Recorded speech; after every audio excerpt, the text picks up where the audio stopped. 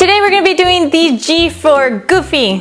This is part of my Disney alphabet series, and if you want to see all the other letters, I do have a playlist on my channel.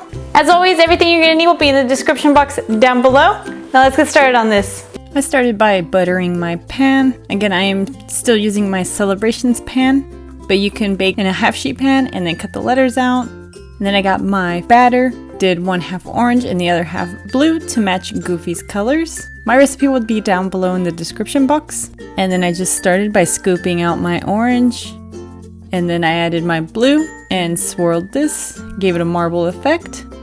And then I will bake at 350 degrees for about 25 minutes. And then using the little tool, I cut off the portions that I needed to. I did cut off more than I needed to on the bottom. Just be careful when trimming this letter. I got my buttercream, dyed some orange and some blue, and I'm starting by piping that orange on and smoothing it out. I will also leave the recipe to my buttercream down below. And then here I'm putting the blue on, and then I'm going to smooth it out as well. Once you're done frosting, place the cake aside, and then I'm going to start cutting out the details. I got some black fondant and rolled out some ears for him.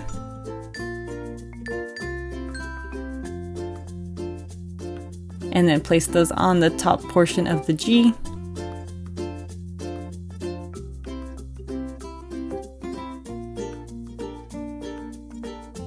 And then I rolled out some green to make his hat. So I cut a rectangle. And then I did that top design that his hat has.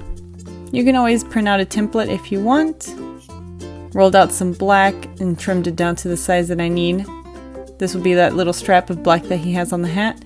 Cut it to size, trimmed off a little bit of that, cut it in half, and then placed it in between these two sections of the green fondant.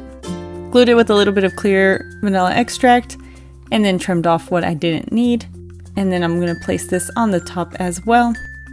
And here's our G for Goofy.